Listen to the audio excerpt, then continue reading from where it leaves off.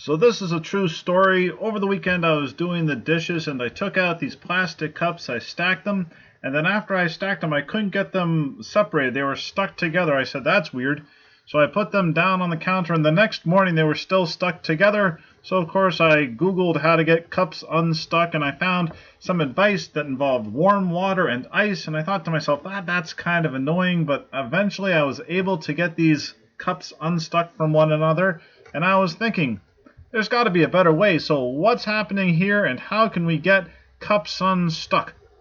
First thing we're going to need to do is get more cups stuck together. So I did the dishes again and I was able to get these cups stuck together. Look, it's a steamy dishwasher there, and I push them together while they're hot, and they really are stuck together. They really are stuck together. If you don't believe me, I'll have a couple assistants come over here and demonstrate to you that they are stuck together.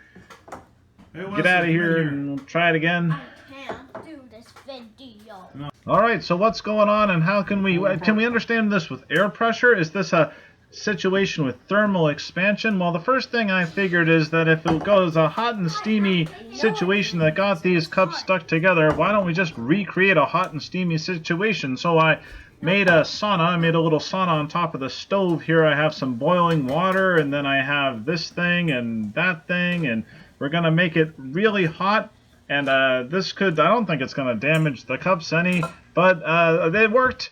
It worked. All I had to do was recreate that dishwasher environment, and the cups came apart, and that was easier than the first thing they wanted you to do. The first thing they wanted you to do involved thermal expansion, not too complicated. Some things, a lot of things, when they increase in temperature, they increase in length, or they increase in area, or they increase in volume. So here's a cup. And then I'm telling you that if it was colder, it would be a little smaller. If it was warmer, it would be a little bit bigger. Now, this isn't why the cups got stuck together. I'm not telling you this is why the cups got stuck together. If the cups got bigger or smaller, increased or decreased in size, the whole cup, including the hole, would get bigger and smaller. But if we were to somehow get that top cup to shrink and the bottom cup to grow, then we could free them, or so they say. And this is what they were talking about when they wanted you to put ice in the top cup and warm water around the bottom cup, and they're trying to get you to use thermal expansion here. And it did work eventually. This was messy and expensive and annoying. There's got to be a better way, because what's happening here? Again, I'm not saying that thermal expansion caused the cups to get stuck. Why are they stuck together in the first place? Google is less helpful. People seem to be more interested in fixing problems rather than understanding them. Can't blame them. Anyway, what's happening here? We got air pressure, an air pressure situation. What am I talking about? Well, you see, there's air in there. That's what I'm saying. Between the two cups, there is air. And here's the thing about air. We got hot gas and cold gas. Hot gas, the little particles are bouncing around faster. They have a smaller density. PV equals nRT. If you know that stuff, we'll just say that the hot gas is less dense.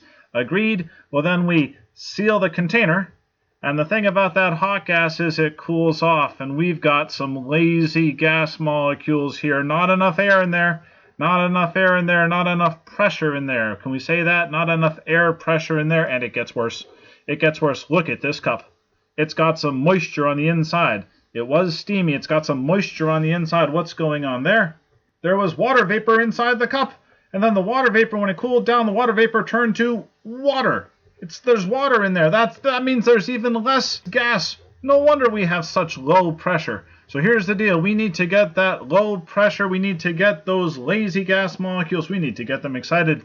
How can we get them excited? I know one way. With energy, with light energy. This is a compact fluorescent light bulb. This is not an easy bake oven type of thing. I don't like all that temperature stuff. Well, we have a temperature change in the gas, but this is one of those light bulbs that does not feel hot to the touch, but it does give energy. It gives light energy, and that light energy is going to go into those gas molecules. It's going to get trapped in there. That's why your car gets, if you leave the windows up, your car gets really hot on a sunny day. You can call it lack of convection cooling, but I'm pumping energy into those molecules. I'm trying to get them hotter, and success. Success! And it works. And this, to me, this was a much easier, much drier, safer, cleaner method than any other method I tried. I think Google should know about this. I'd be interested to know if it'll work again. I don't really want to repeat this experiment myself, But I should have had a control. I considered that overnight experiment my control experiment. I should have had a control. I was out of cups. I only had 6 of these plastic cups.